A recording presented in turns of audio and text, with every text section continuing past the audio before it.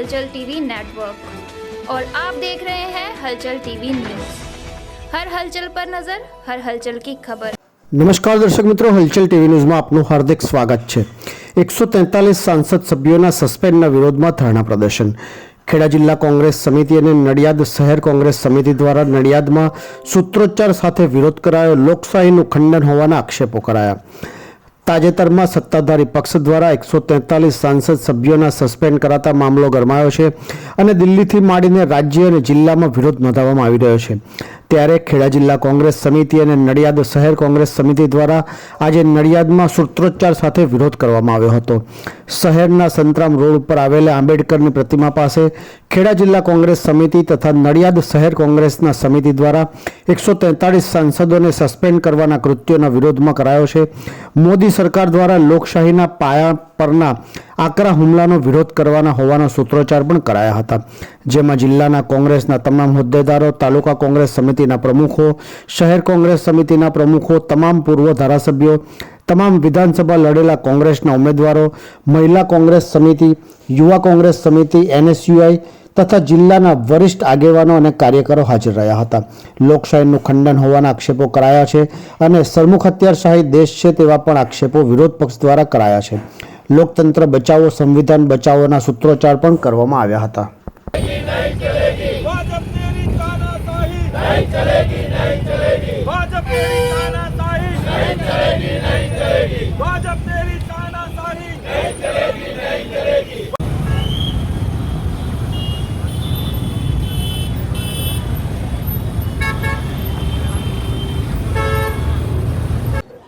આજે અમે છેલ્લા કેટલાય દિવસથી જ્યારે સંસદ ચાલી રહી છે ત્યારે સમગ્ર વિરોધ પક્ષના સંસદ સભ્યોને નિલંબન કરવામાં આવે છે।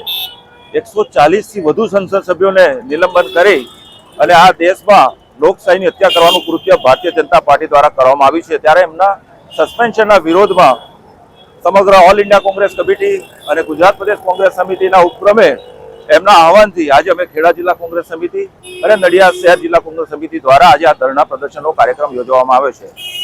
સસ્પેન્ડ કોણે કર્યા છે? સસ્પેન્ડ સ્પીકર દ્વારા જ કરવામાં આવે છે, ભારતીય જનતા પાર્ટી દ્વારા જ કરવામાં આવે છે।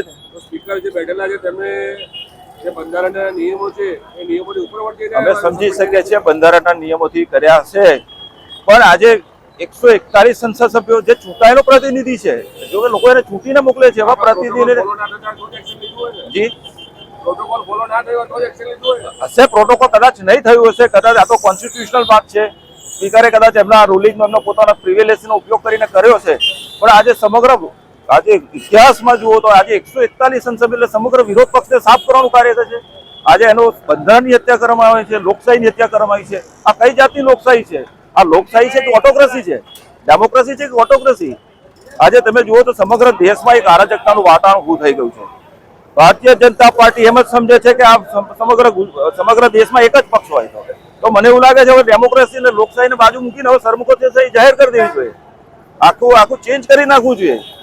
અમને હજુ સમજણ નથી પડતી કે અમને શું સમજાય। અને ખાસ કરીને જે કોંગ્રેસ પાર્ટીના લોકોને જે રીતના ટાર્ગેટ કરવામાં આવે છે, જે જુદી જુદી સંસ્થાઓ છે, ઈડી છે, CBI છે, CBDT છે, CBI આવી સંસ્થાઓ દ્વારા લોકોને પ્રતાડિત કરવામાં આવે છે। જે ભારતીય જનતા પાર્ટી વિરુદ્ધ બોલે એટલે એની સામે ઈડી પેલી તપાસ, આ ટેકની તપાસ, ફલી તપાસ એમ કરીને હેરાન કરવામાં આવે છે। અને મને નથી લાગતું કે આજે જે મોટી ભારતીય જનતા પાર્ટી પોતાને એમ કહેતા હોય કે સમગ્ર વિશ્વમાં સૌથી મોટી પાર્ટી હોય અને આ સૌથી મોટી લોકશાહી દેશનો પક્ષ હોય તો આજે મને લાગે છે લોકશાહીની વાતો કરે છે કે સરમુખત્યારશાહીની વાત કરે છે। આજે સમગ્ર દેશમાં સમજવાની જરૂર છે। આજે ખૂબ જ સક્રિય લોકો સમજી ગયા છે, હવે લોકો કંટાળી ગયા છે, હવે એવું ઈચ્છી રહ્યા છે કે આ ભારતીય જનતા પાર્ટી આ દેશમાંથી જાય અને આવનારી લોકસભાની ચૂંટણીમાં આ વખતે વિરોધ પક્ષ અને ખાસ કરી કોંગ્રેસ પક્ષ ચોક્કસ આ વખતે સત્તા પર બેસે એ મારી અપેક્ષા છે।